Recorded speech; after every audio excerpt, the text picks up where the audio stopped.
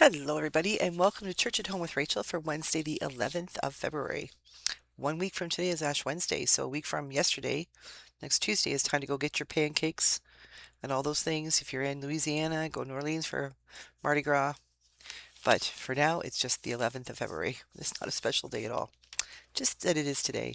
Today, I would like to go old school with you and share with you a devotion from our daily bread from the April, May, June. This is from April 25th of 2023.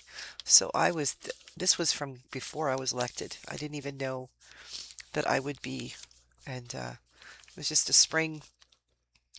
This is actually this is about 1 week before Dude died. So this is taken from a gentleman named Mike Whitmer. The Romans 13:14 is the verse that they start with. They always have a verse to start with. Do not think about how to gratify the desires of the flesh. The title is Let It Go. Augustine's autobiographical Confessions describes his long and winding journey to Jesus. On one occasion, he was riding to the palace to give a flattering speech for the emperor. He was fretting over his deceptive applause lines when he noticed a drunken beggar joking and laughing. He realized the drunk already had whatever fleeting happiness his shifty career might bring, and with much less effort. So Augustine stopped striving for worldly success. But he was still enslaved by lust. He knew he couldn't turn to Jesus without turning from sin, and he still struggled with sexual immorality. So he prayed, "Grant me chastity, but not yet." Augustine stumbled along, torn between salvation and sin, until finally he had enough.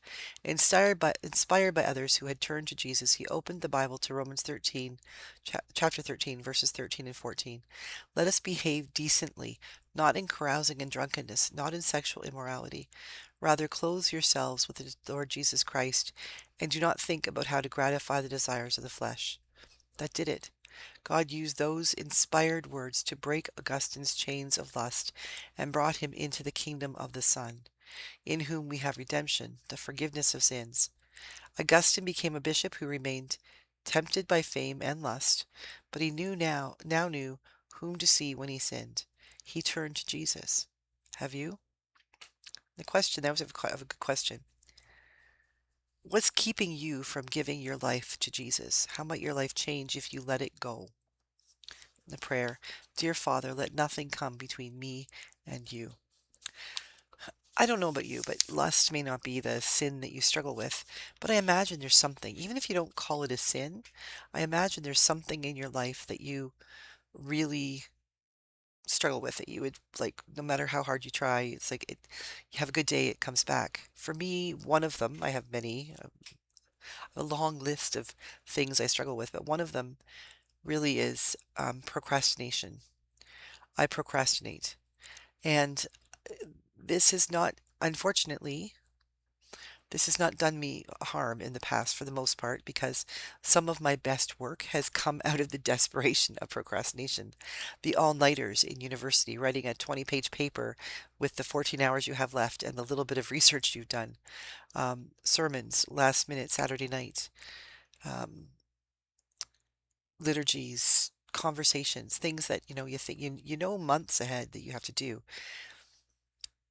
but you procrastinate. And quite often, that it's like that pressure, that crunch comes, and it's like, bang, great, which does not make it easier to not procrastinate when you realize at the back of your head, well, I actually thrive when I procrastinate.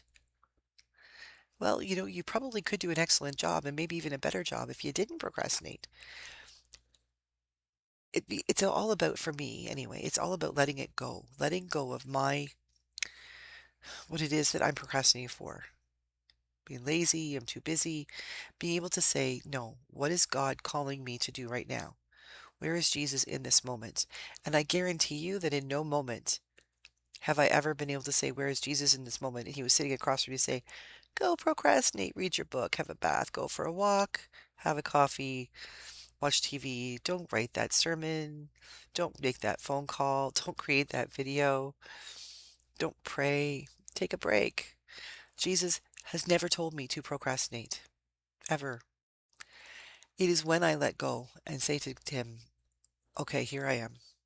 help me, that Jesus takes the desire to procrastinate away and says to me, here you go. If you do this now, look at what else will open up for you, including not having guilt gut, not feeling that nagging sense in the back of your mind that you've forgotten to do something, or that you can't concentrate on what it is you're called to do right now because you're worried about the thing that you've put off doing in the first place. That's just mine. For Augustine, it was lust. But the thing is, he knew, understood that he needed to let go. He needed to give himself to Jesus and discover how much better life is when you do it the right way the first time. And giving ourselves over to God, allowing ourselves to be in relationship with Jesus, and then really recognizing it is a relationship. It's not simply a, here, I dedicate myself to you, like a stone wall or something, or an icon. Jesus is a person with whom we have relationship. And when we give ourselves to Jesus, we give ourselves into a back and forth relationship. We're not giving up something or sacrificing anything. As a matter of fact, we're getting something that we just cannot understand how incredible it is. So be like Augustine.